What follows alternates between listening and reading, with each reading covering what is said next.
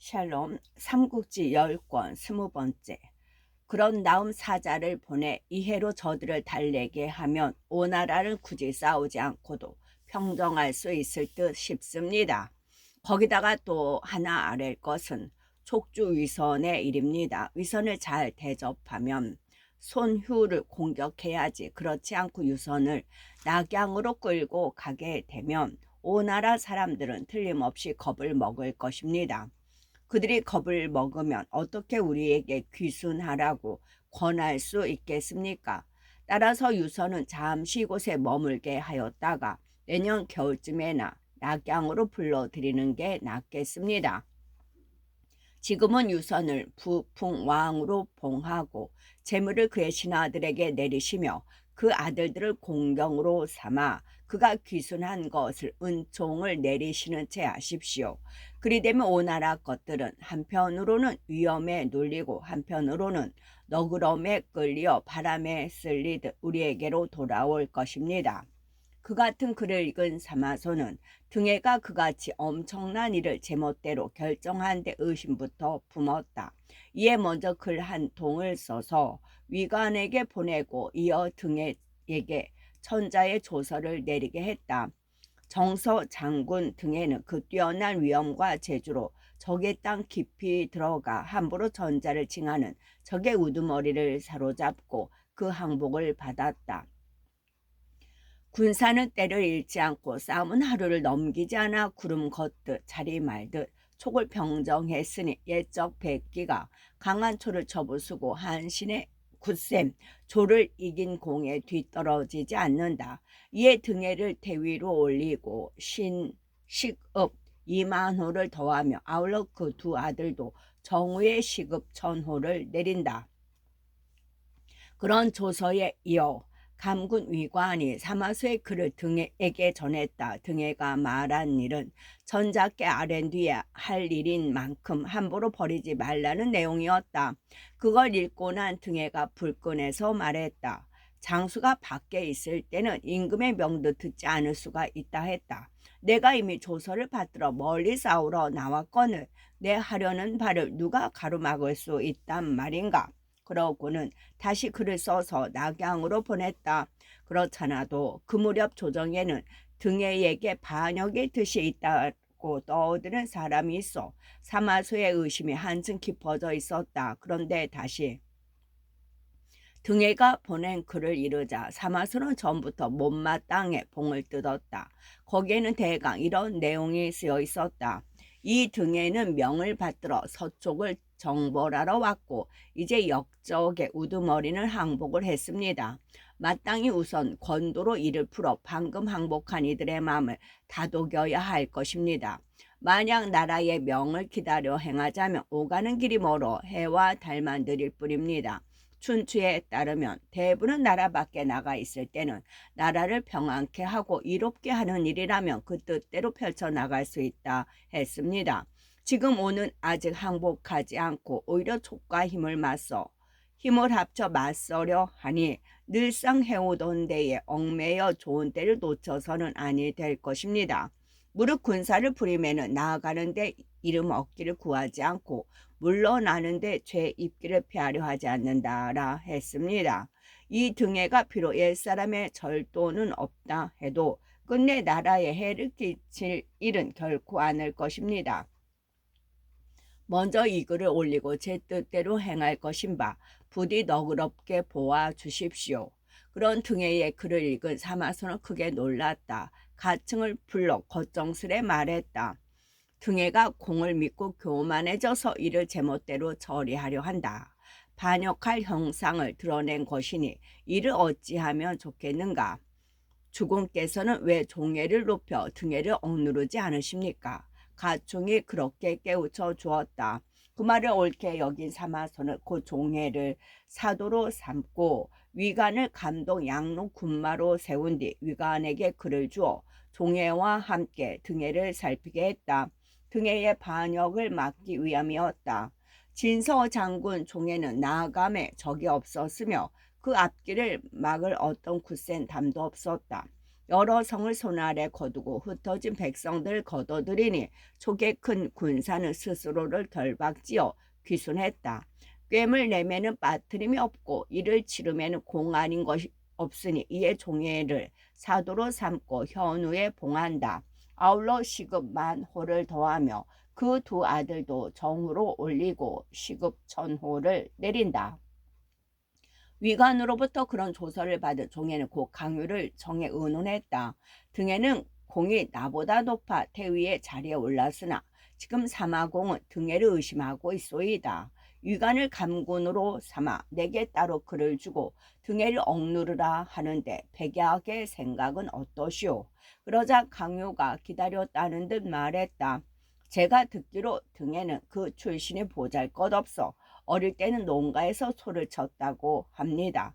이제 어쩌다가 은평의 새끼를 찾아내 나뭇가지를 잡고 벼랑에 매달려 이번에 큰 공을 세웠을 뿐입니다.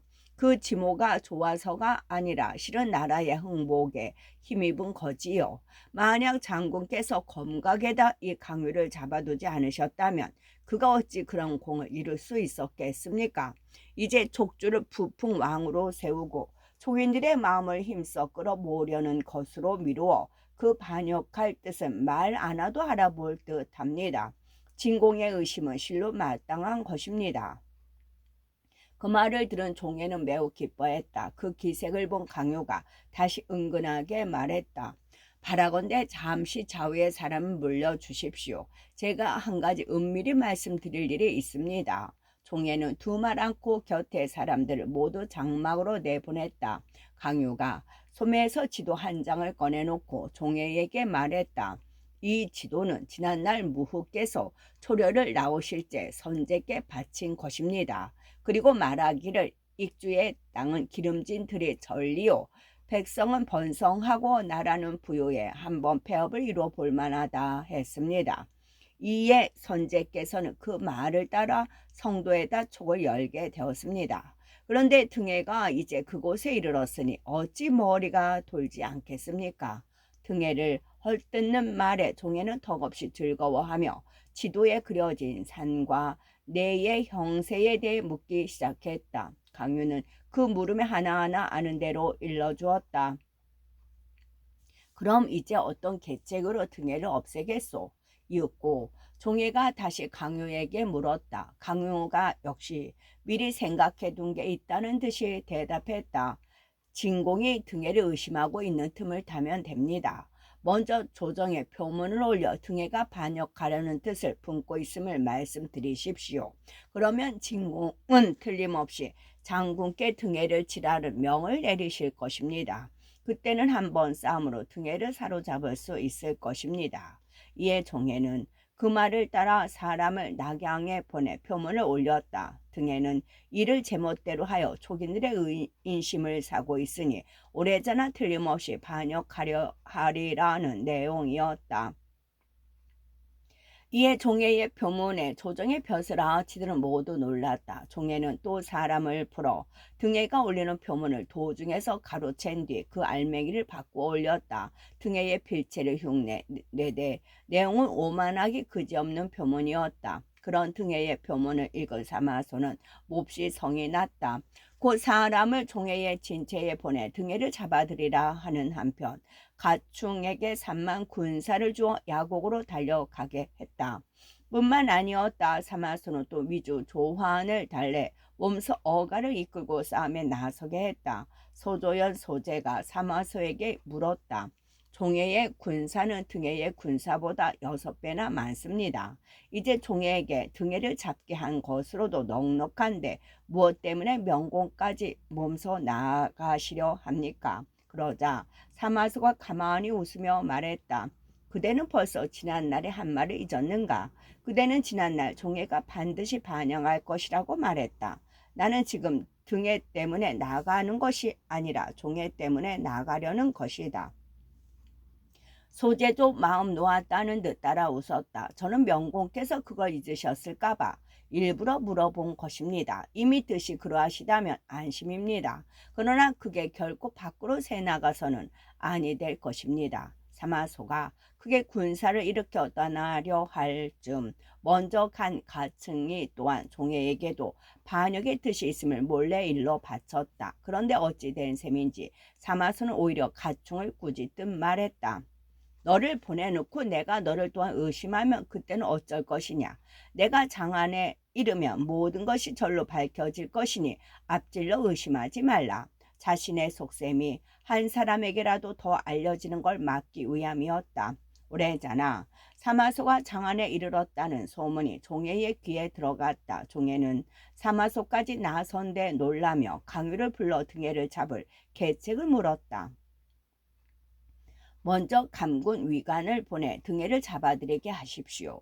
등에가 만약 위관을 죽이려 한다면 반역할 뜻이 참으로 있었음을 드러내게 되는 것입니다. 그때 장군께서 크게 군사를 일으켜 그를 치면 됩니다. 종에도 그 말을 옳게 여겼다. 곧 위관에게 수십 길을 이끌고 성도로 가서 등의 부자를 잡아오게 했다. 그 말을 들은 위관의 졸개들의 위관을 말렸다. 이것은 종 사도가 등 정서 장군으로 하여금 장군을 죽이게 해 그 반역의 뜻이 드러나게 하려는 것임에 틀림이 없습니다. 결코 가서는 아니 됩니다. 위관도 그걸 모를 사람이 아니었다. 그러나 어찌 된 셈인지 고개를 가로저으며 짧게 말했다. 내게도 다 생각이 있으니 너무 걱정 말라. 이에 위관은 떠나기에 앞서 스무 남은 곳에 경문을 띄웠다. 그 경문에는 이렇게 쓰여 있었다. 나는 조서를 받들어 등에를 사로잡으러 왔을 뿐 그 나머지는 죄를 물을 게 없다. 만약 일찍이 등에를 버리고 돌아오면 상을 주고 벼슬을 올릴 것이며 등에를 도와 안이 나오면 삼족을 멸하리라. 그리고 두 대의 죄인 씻는 수레를 마련해 끌고 성도로 나갔다. 새벽닭이 울 무렵해서 먼저 보낸 경문을 읽은 등에의 장수들이 모두 달려나와 위관에게 항복했다. 그때 등에는 아직도 자신의 거처에서 잠들어 있었다. 위관을 데려간 수십 기만 이끌고 아무도 지켜주는 이가 없는 등에의 침실로 뛰어들며 소리쳤다. 폐하의 조서를 받들어 등의 부자를 잡으러 왔다. 등에는 순순히 오라를 받으라.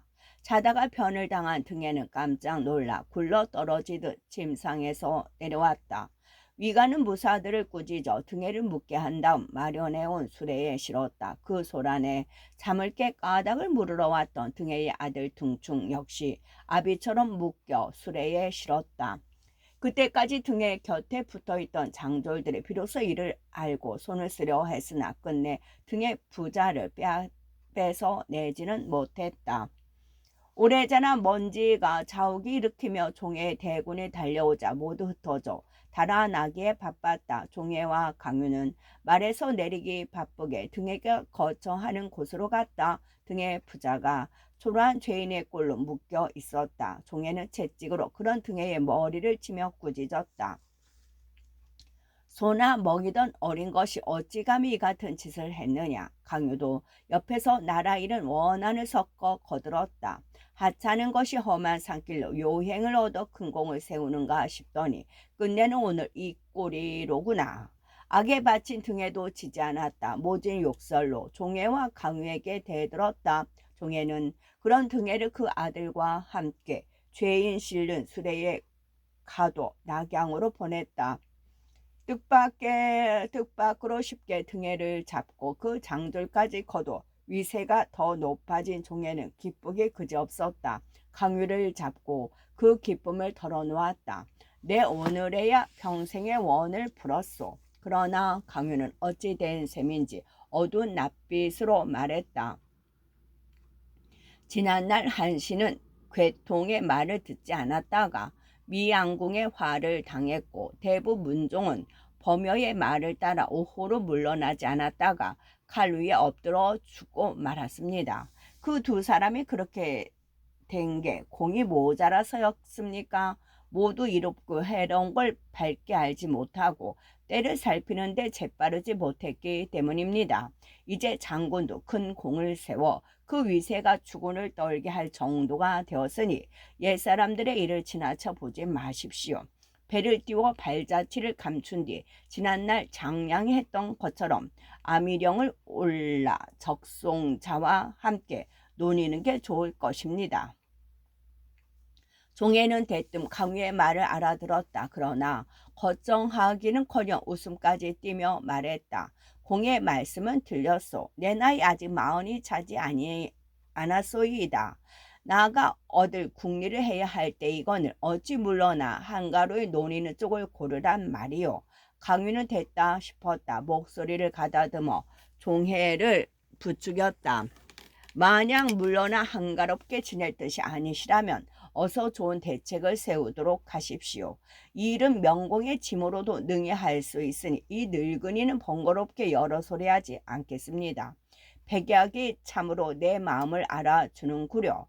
종애는 흐뭇해 두 손을 비비며 껄껄 웃고 그렇게 말했다. 그리고 그날부터 강요와 함께 크고 작은 일을 모두 의논했다. 생각보다 쉽게 종애를 꼬드기는 데 성공한 강유는 몰래 후주에게 글을 보냈다. 바라건대 폐하께서는 며칠만 더 욕을 참고 견뎌 주십시오.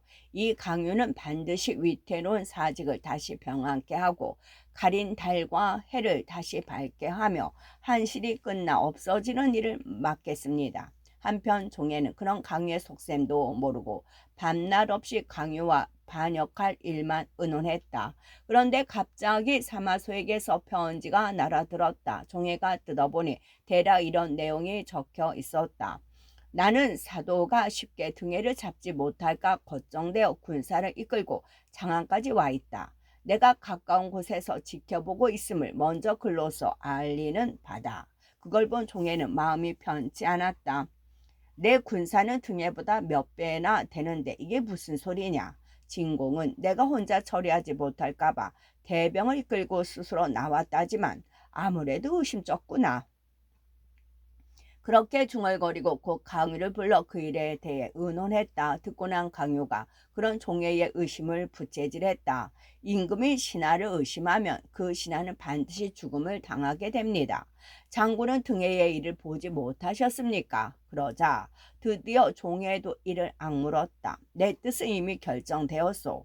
잘되면 천하를 얻을 것이요 못돼도 서쪽으로 물러나 지킨다면 유비처럼은 될 것이외다. 요사이 듣자니 곽태우가 죽었다 합니다.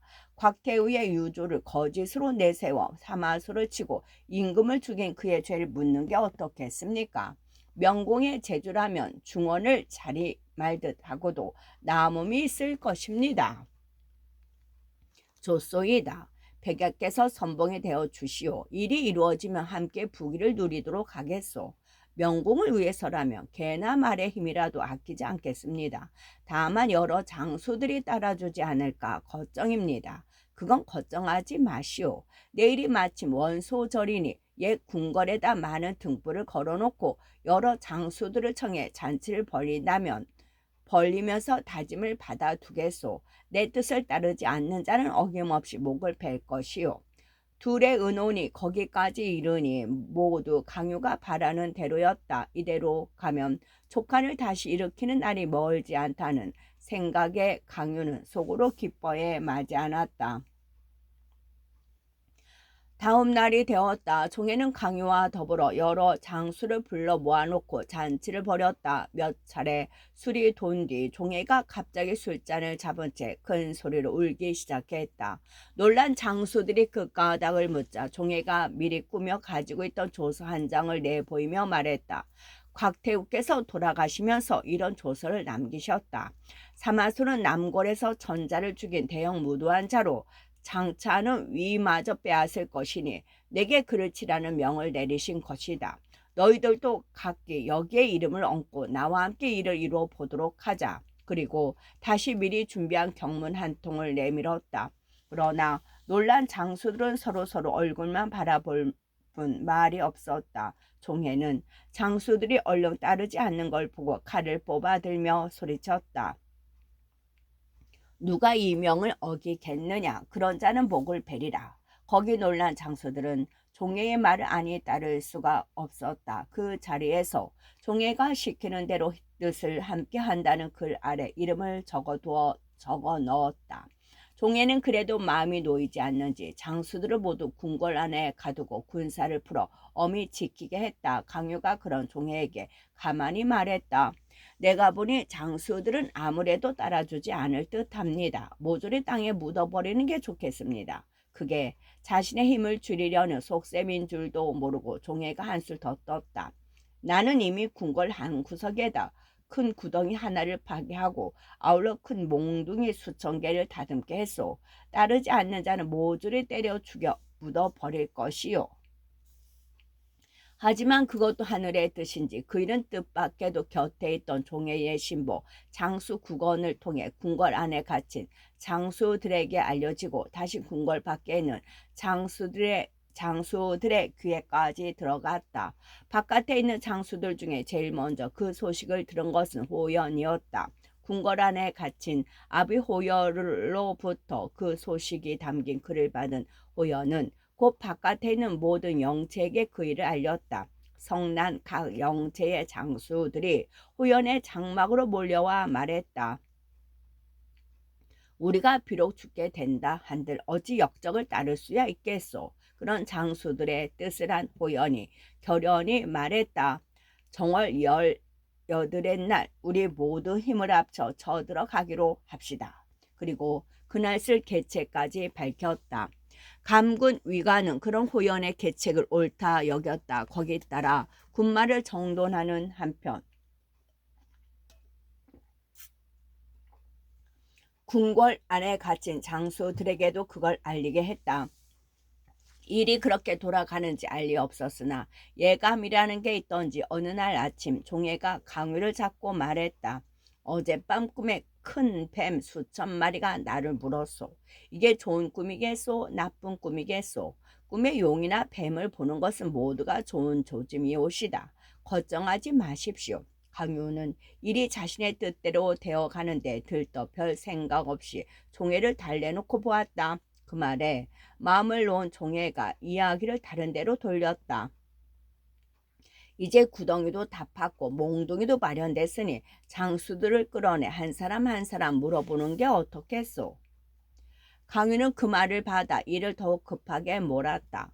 그 자들은 모두 따를 마음이 없어 보였습니다. 오래 두면 반드시 화를 일으킬 것이니 일찍 죽여 없애는 게 좋겠습니다. 그러자 종애는 강유에게 무사들을 이끌고 가서 궁궐 안에 갇힌 장수들을 끌어내오게 했다. 강유는 명을 받기 바쁘게 움직였다. 그러나 촉한의 부흥은 하늘의 뜻이 아닌지 막 무사들을 이끌고 떠나려던 강유가 갑자기 가슴을 쓸어안고 앓다가 정신을 잃고 쓰러졌다.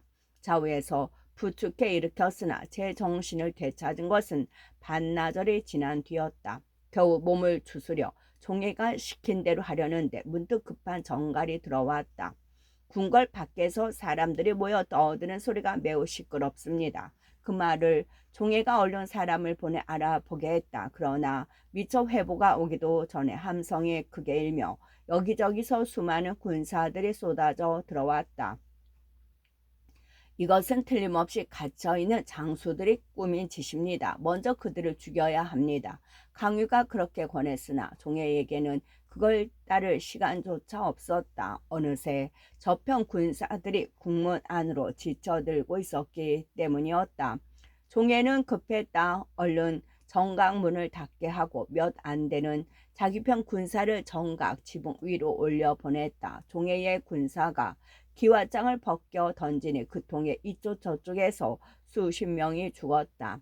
궁궐 밖 사방에서 불길이 오르는 가운데 저편 군사들이 정각문을 부수고 쏟아져 들어왔다. 종애는 스스로 칼을 빼들고 막아서 대여섯 명을 베어 죽였다.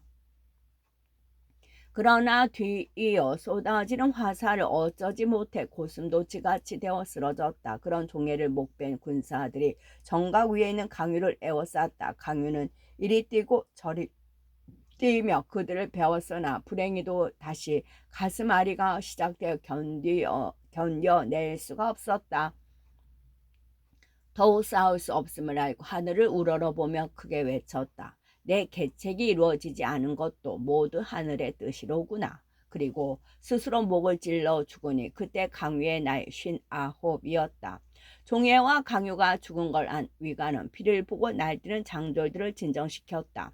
모든 군사들은 각기 영체로 돌아가라.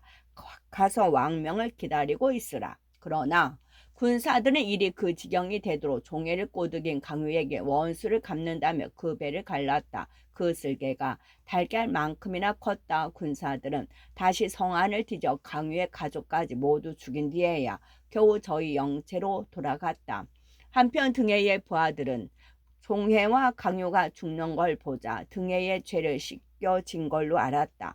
밤길을 마다 않고 잡혀간 등해를 구하러 뒤쫓아갔다. 그 소리를 들은 위관은 깜짝 놀랐다. 등해를 사로잡은 것은 바로 나다. 그런데 만약 그가 놓여난다면 나는 죽어도 장사 지낼 땅조차 없을 것이다. 위관이 그렇게 걱정하자 혹은 전속이 나와서 말했다. 지난날 등해가 강유성을 칠 때 나를 죽이려 한 적이 있습니다. 여러 장수들이 말려 겨우 이 한 목숨을 건졌는데 이제 그 원수를 갚을까 합니다. 전속이 그렇게 스스로 나서자 위관은 기뻤다. 전속에게 군사 500을 주며 등해를 죽이라 했다. 전속은 면죽에서 이제 막 풀려나 성도로 돌아가려는 등해를 따라잡았다. 그러나 등해는 전속이 이끈 군사 역시 자기를 구하러 온 옛 부하인 줄 알고 마음 놓고 있다가 갑자기 덤벼든 전속의 한 칼에 목숨을 잃고 말았다. 그 아들 등충도 어지럽게 싸우는 군사들 틈에서 죽었다. 한 번인 비바람은 촉쪽에서도 올마 붙었다. 장익을 비롯한 몇몇 족장과 태자, 유선, 한수, 정우, 관이도 그 소용돌이 속에서 모두 죽었다. 관이의 죽음에 대해서는 삼국지 정사에 달리 전하는 바가 있다. 관운장에게 죽은 방덕의 아들 방회가 위에 장수가 되어 종애를 따라왔다가 촉이 망하자 괴이를 비롯해 남은 관운장의 후손들을 모조리 잡아 죽였다고 한다. 인과로 풀이하기에는 너무나 끔찍한 복수극이다. 놀란 군민들이 이리저리 쫓겨다니다가 서로 밟고 밟히는 통에 죽은 머리수도 헤아릴 수 없을 정도였다. 종애와 등의 강유의 죽음으로 시작된 성안의 소동은 보름이나 계속되었다. 그러다가 왕명을 받고 먼저 잃은 가충이 방에 붙여 백성들 안심시킨 뒤에야 겨우 혼란을 가라앉았다. 위는 위관을 남겨 성도를 지키게 하고 후주는 낙양으로 데려갔다. 그런 후주를 뒤따른 것은 상서령 번권과 시중 장소, 광록대부 초주, 비서랑 극성 등 몇 사람뿐이었다. 용화와 동걸은 모두 병을 핑계로 따라가지 않고 있다가 슬픔과 울분 속에 죽었다. 후주가 낙양으로 끌려간 것은 위 경원 5년의 일이었다. 위가 촉을 멸망시키는 걸 기뻐해 연호를 바꾸니 그 해는 곧 함위 원년이 되었다. 그의 범 3월 오나라 장수 정봉은 촉이 이미 망해버린 걸 보고 군사를 거두어 저희 나라로 돌아갔다. 증서승, 화핵, 오주, 소유에게 아뢰었다. 오와 촉은 입술과 이 같은 사이라 할 수 있습니다. 옛말에 입술이 없어지면 이가 시리다 했습니다. 신이 하야에게는 사마소는 반드시 오마저 삼키려 들 듯하니 바라건대 폐하께서는 한층 더 나라의 방비를 어미하도록 하십시오. 손효는 그 말을 옳게 여겨 따랐다. 육순의 아들 육항을 징동 대장군의 형주목으로 삼아 강구를 지키게 하고 좌장군 손이는 남사의 여러 험한 길목을 지키게 했다. 또 강을 따라 수백 곳에 둔전하는 영체를 지어 노장 정봉에게 맡기고 위병의 침입을 막게 했다. 촉이 망하고도 20년이나 더 오를 버티게 해준 방비였다.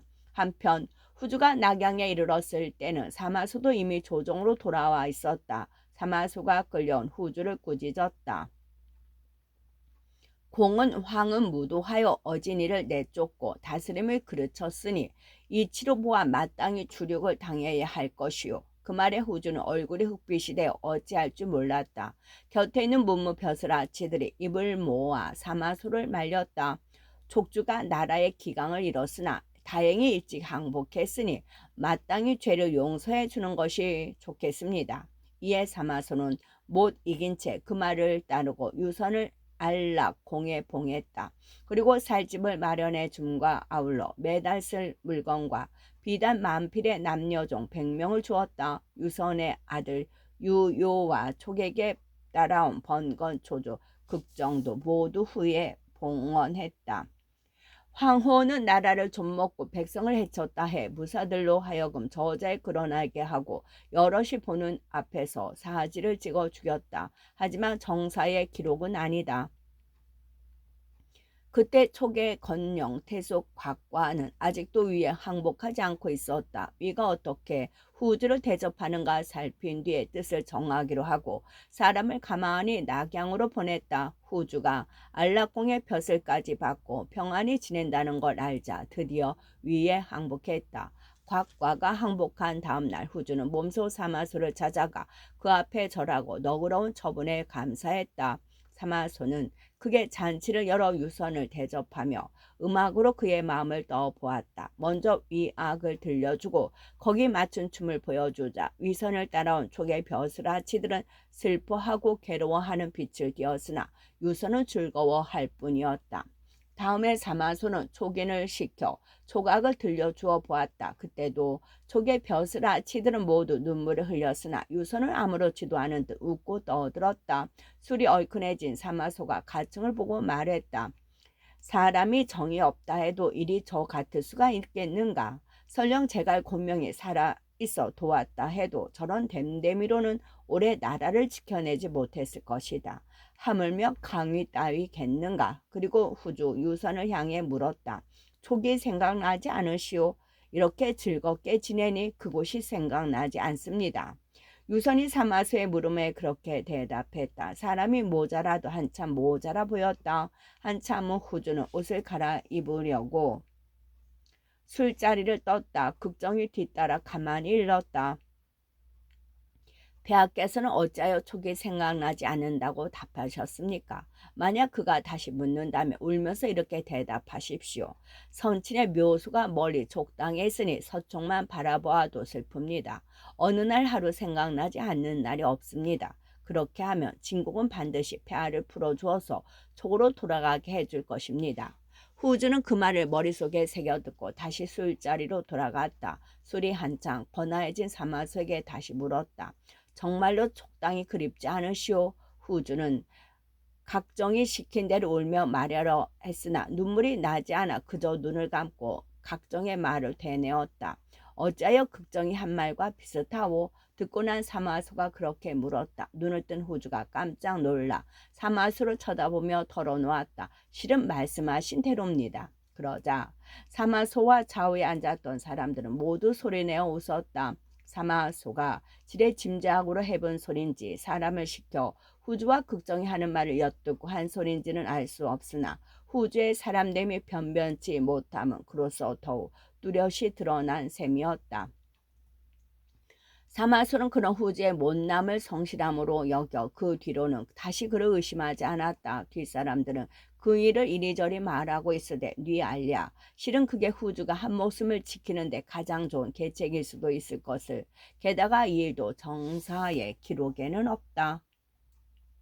한편 위의 조정 대신들은 사마소가 서천을 걷어들인 공을 내세워 그를 왕으로 봉하자는 표문을 위주 소환에게 올렸다. 그때 조환은 이름만 전자일 뿐 자신의 뜻을 내세울 처지가 못 되었다. 정권이 모두 사마시의 손에 있으니 감히 그 청을 마다하지 못하고 사마소를 진왕으로 세웠다. 뿐만 아니라 그 아비 사마의는 선왕 그영 사마사는 경왕으로 올려 한층 사마시의 위세를 더했다. 사마소의 아내 왕씨는 왕숙의 딸로 사마소와 사이 아들 둘을 낳았다. 그 아들은 사마염인데 인물과 생김이 우람하고 씩씩했으며 머리칼을 펴고 서면 땅바닥이 드리우고 팔을 길어 손은 그 무릎을 지났다. 사람됨이 밝으면서도 무에 뛰어났고 담량도 남다른 데가 있었다.